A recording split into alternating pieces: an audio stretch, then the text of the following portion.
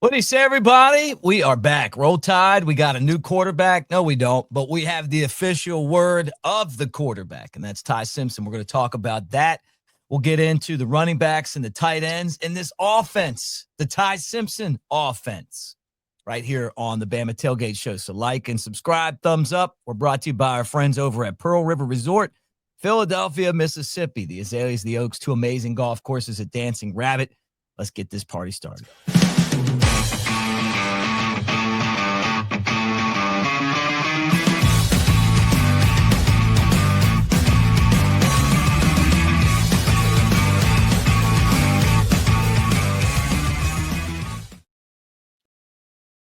What do you say, everybody? There's Shank. Shank and Mick with you on this day. Shank, good to see you, my friend. We finally have the official word that Ty Simpson is the new quarterback for Alabama. He's officially the starter. He was taking the first team reps. We knew this. Come on, man. Come on. Was there ever any doubt? Was there ever any doubt? You know what I'm saying? I know a lot of people just didn't see the vision. Yeah, but come on, man. The guy's set. He's waited his time. We give guys so much slack, myself included, about jumping in the transfer portal. And some way, somehow, Bama always ends up with guys at key positions, and they just like, hey, we're gonna wait it out. I'm gonna wait my turn. And so I'm happy that my guy finally gets that starting nod, and so he's able to build on that confidence because now it's not a guessing game. Yeah. Um, so I'm super pumped about this, man. I think Ty has all the right intangibles to make us a successful team this year, so I'm excited about it. I am too. I mean, he's been taking the first team reps. So we kind of knew that, like, this is the guy that they felt like was the starting quarterback. And then you heard Ryan GRUBB saying that we want somebody that commands the offense, knows the hmm playbook. You've been in those huddles before. Can you tell when someone doesn't know the playbook at quarterback? Have you ever been in a situation where the guy comes in and you're like, oh boy, he's got to figure this out? I mean, personally, nah, man, nah, because I feel like I was blessed to have a numerous amount of great QBs during my time at Bama.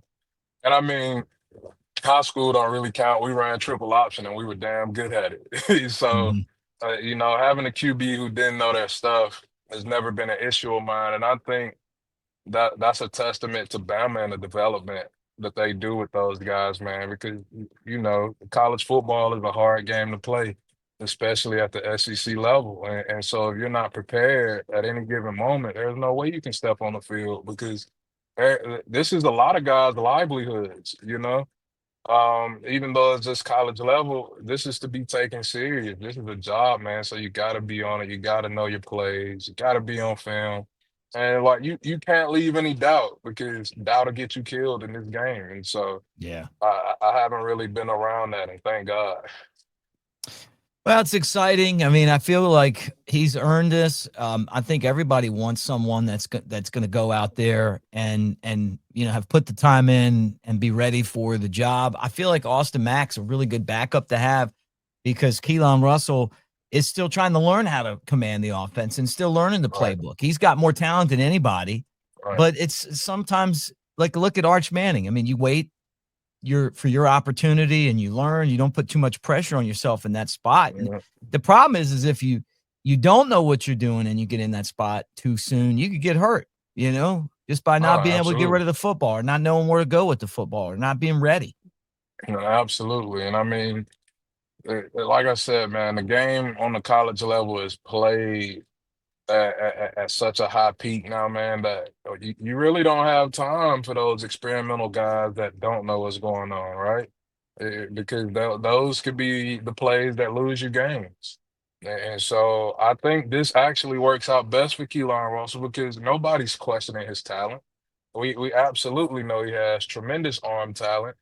And but now I think some of the pressure gets taken off him and he gets to develop into a quarterback that can really help us next year, right? Yeah. Um, and I'm happy we don't have to throw him to the wolves right away. He don't have to jump in that fire because trial by fire can be tough on the quarterback. Yeah. It can go one or two ways. Either pressure gonna make a diamond or it's gonna bust a pipe. And it's simple as that. And so I think this works out best for him. Uh, he gets to continue to improve. And honestly, man, who goes to say he doesn't make those improvements throughout the season as the Right. season goes on? Like I said before, even though they named Ty Simpson the starter, I think he has a short leash. They have high expectations for him, and if he's not performing, then we could see those other guys. I've been seeing Austin Mack is definitely the second quarterback right now. Hmm. Um, and so we could see those guys, and we could see some Keon Russell action. But him getting a chance to take a step back and continue to develop the IQ part of the football, the IQ part of the game, and just continue to be a student of the game is only gonna make him even better when he gets that chance. No doubt. Well, he's the starting quarterback. Let's talk about the running backs now. Jam Miller in the scrimmage, leading the way, finding Not surprised. right. And you wonder, like, you're on the offensive line. I mean, you get this. What are you more concerned with? The fact that he was running all over the place, or the fact that we weren't stopping him from running all over the place? Oh man, I'm more concerned with the fact that we are actually running all over the place. And, like, we have a running back that's getting the ball, he's getting touches, and we have an O line that's getting an opportunity to get a groove, man. Mhm. I truly believe when you get that run game going, it helps everybody. It helps the O line settle in. It keeps the defense true and it gets your back going. And if you get your back going, man, it's going to be a hell of a game to play. Because once you get that run game going, we've all seen Bama. When we're able to run the ball effectively, we're a tough team to beat. And when we can't, it's the other way around. We're not so good when we can't run the ball. So I'm excited about it, man. And I'm not too concerned about our defense. I think they'll be just fine. But just that development, being able to put the ball on the ground and be successful at it, man, that has me fired up because we're unsure about the O line going into this year. I mean, we got guys at spots, but as a unit, we're still in the air, right? And the running backs returning from last year, Jam being that guy I'm talking about, I'm sure he's excited to finally have an OC that's willing to put the ball in his hands. Man, and so, man, I'm not too worried about our defense. I'm super excited about the direction the offensive headed, and I hope they keep it going. Yeah, me too. Yeah, Jam Miller. The depth chart right now looks like Jam Miller, Richard Young, and Dre Washington, and probably Daniel Hill. But those guys all do different things. So a lot of that could just depend on what the offensive game plan is. AK Deer, I think, is going to end up being really talented. And Kevin Riley, my guy from County High, I hope that that he ends up finding a way to get on the field, just because I broadcasted County High games for about 10 years. So Nice, anytime I get a nice. Wildcat on the Bama squad, it always makes me happy. But I There like you this go. running back room, but so much of this has to do with the way that Alabama blocks. And we've talked a lot about the offensive line, but let's talk about the tight ends. I was on with Clint Lamb earlier today on Cover Crimson. We were talking about this, and he's a little concerned about the tight end spot. So we got Josh Cuevas. He's the guy that transferred in from Washington, and kind of expecting him to be the go-to wide receiver, tight end, if you will, with Danny Lewis backing him up, Brody Dalton, Jay Lindsey, Peter Knutson, and then Marshall Pritchard, right? Those are the guys that you figure like would be in that spot. And then the tight end Y would be Jack Saccamarco, who's the guy that transferred in from West Virginia, right? Jaden Hobson, Jay Lindsey, and of course Brody Dalton, who's on kind of both of those spots. But he's concerned about the tight end spot. Went in the transfer portal, brought two guys in. This during the spring practice was an area of concern. This along with special teams. How important is it to have a tight end that can block and catch? Oh man, it's priceless. It's priceless. That's the value that they have for a successful offense, man. Because I mean, if we don't have a tight end that can block, then you're talking about bringing an extra O lineman in, right? Mm-hmm. And obviously, we ain't trying to throw no passes to any linemen out here. But a tight end that can block, man, that helps us formation wise. We can get into some things. We can be effective. We can formation teams and stuff we want to see them in because we have a good tight end. And I Yeah. understand. injuries and everything have been a concern. I think I seen DeBoer say something along the lines that we went from 2 tight ends to a lot. You Yeah. know, because guys are coming back off injury, and so it's good to hear we got some tight end depth. And so, but then we just have a tight end named to a watch list for best tight end in the country. I'm pretty sure we Uh, did. I think it was Cuevas. I mean, look, he's a guy that comes in Yeah, with the experience, you know. yeah, I mean, and I would expect him to have a big season, you know, but maybe he's right. banged up too, you know, and that's something that they don't really want to talk about too much right now. I know it. You know, you kind of want to keep that to yourself, but we've got a lot of guys that are named to you know, some of the watch lists. And two of those guys, well, Keenan and Lawson both named to the the Bednarik Award list. Hmm. And so, you know, you're talking about two really, really good defensive linebackers right there. I think that with Deontay Lawson, you know, just kind of switching gears to the defensive side of the football, when he got hurt last year in that Oklahoma game, our defense just wasn't the same. It was deflated. It was deflated, and I think that's a testament to just how good and how important of a player that he is, man.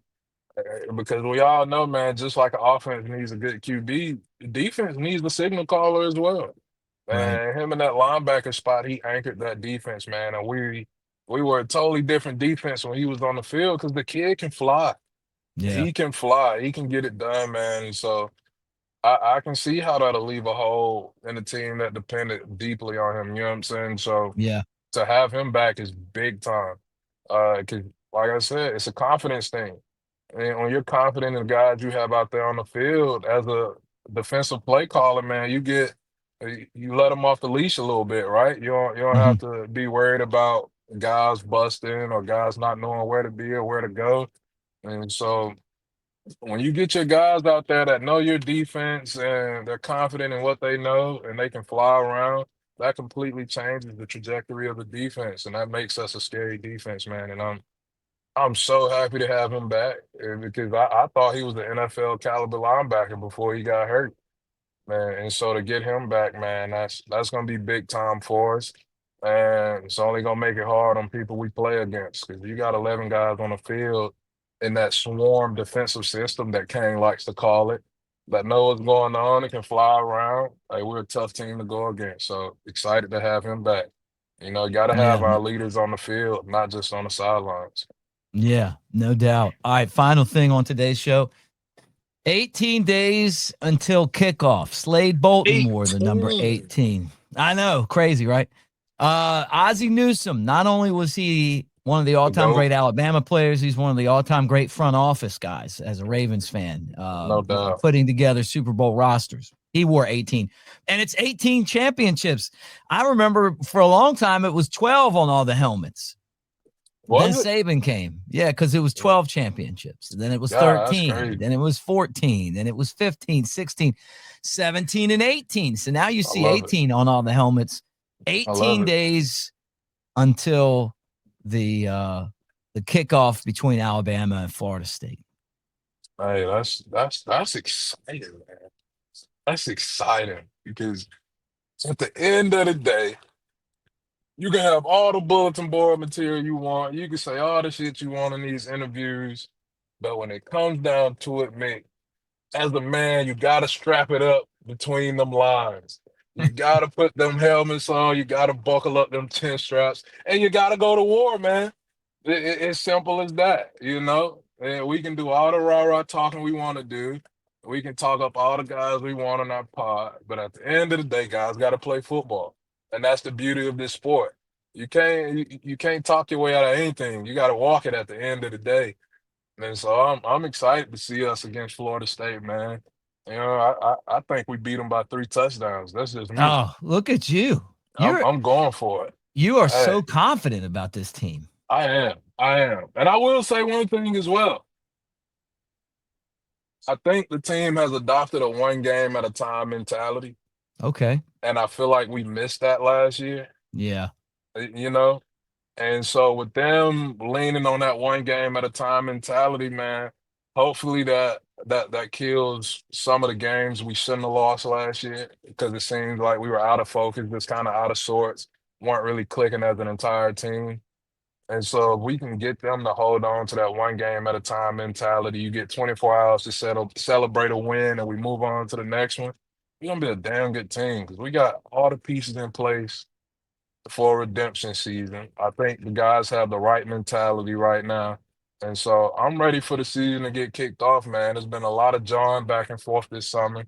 Um, we got unproven guys talking like they're national championship winning quarterbacks when they transfer from damn Boston College. Yeah. But at the end of the day, you got to strap it up and you got to play football. So I'm ready for it, man. I am. Okay. Of the 18 national championships, and you can't pick yours. God dang. You can't pick yours. Tell me, give me a memorable championship memory, moment, play, something. 18 of them. So you get to pick one, but you can't pick yours. 18 of them. I can't pick mine. That's crazy. I'm gonna go that LSU Bama rematch game, man. Yeah. Because they thought they had it all figured out. They thought they had our number pegged. They thought they had us beat. Man, we get that rematch, man, and we just absolutely dominate them. And that's in a sense to me, I was just like, ah, damn, I'm so happy I'm going to school there. Like I'm watching that game, and I'm just like, I'm so happy I decided to go to Alabama, man. I'm just like, have you heard anything like that since? Like a defense not allowing the offense to cross the 50-yard line? No. Have you seen anything like that since? And we've Nothing. had some impeccable defenses come through Bama since that time. Nothing like that, But man. to not be able to cross the 50 and just get absolutely manhandled the entire game, that's my brand of football. I absolutely love that national championship game. So shout out to them, man. Yeah. So I sat. what would that be? 2011? Yeah. I was Yeah, at the game. I sat. I think it was the front row of the upper deck, but like the 45 or the 50, like so pretty great seats. yeah. And I wanted us to blow them out, and it was like their defense was pretty good too. They made us kick a lot of field goals, but unlike the famous hit in the shoe game, we nailed all the field goals. Like those 21 points were a lot of field goals there, which is pretty funny when you think about it. Like it looks like 3 touchdowns to none on the. I'm looking at the print right here, the Restoring Order Daniel Moore print, which, by the way, guys, you could get you one with our promo code Bama Tailgate at New Life Art. But I'm looking at it right now, and I'm remembering the game. It was like one field goal after another field goal. I thought A.J. McCarron played a really good game, throwing the football over the Honey Badger. Do you remember the Honey Badger? Oh, yeah. I remember him. Probably one of the best DBs to come out of LSU period because the guy was a game changer. Yeah, You know he what I'm was. saying? Just the way he would flip games, he'd force turnovers. You know what I'm saying? Strip the ball, he's going the other way. He was an absolute game changer. He was good. NewLifeArt.com, promo code Bama Tailgate, 20% off at New Life Art. But yeah, I'm with you on that. I sat there and we had such a great time, man. Courtney Upshaw signed this. Deontay Hightower. That was awesome. Nice. Brad Smelly. I sat next to some of Brad Smelly's family in the upper deck, and then Marquise Mays, like another really good Bama player. So anyway, 18. Tomorrow's 17. And that to me is a Kenyon Drake day. We got to do a show tomorrow just because I got the Kenyon Drake trophy back there. We on it. We gonna make it happen. Or statue, and you got the Daniel Moore. So that's I gotta 17. get my boy Drake on here, man. I'm gonna get my boy Drake on here to talk. That would be so fun. Yeah. Because when I got my Daniel Moore print, it came in the mail, and the print I chose, I got my boy Drake diving in the end zone on that kickoff, and I sent it to him. And he was like, "Ooh, wait, whoever sent you that got great taste." I was like, "Yeah, man, yeah, because God, what a game that was all awesome. around." Yeah, it was one of the best games I ever went to in my life. Absolutely. So that was one. That one was what, 16, right? That was championship 16 because we won the 2 a game, and then we won the COVID year since. So yeah, we'll talk more about that epic battle with Clemson down the road. But Shank, always great to see you, man. We're brought to you by Pearl River Resort. We'll be back later on this week doing more of this stuff. We're just trying to balance our schedules right now to be able to talk to you guys. But Bama's coming up against Florida State. We'll keep you covered here on the Bama Tailgate channel. And make sure you like, subscribe, thumbs up. Pearl River Resort, Philadelphia, Mississippi. They got the sports book over there, the Timeout Sports Lounge and Golden Moon Casino, 20 big screen TVs, full-size bar. You got the windows, whether you need somebody there personally, have that. Also have the kiosks, all that stuff, and you don't have to go all the way out to Vegas to make your picks count. All right, roll tide, everybody. We will talk to you again really soon. Roll tide.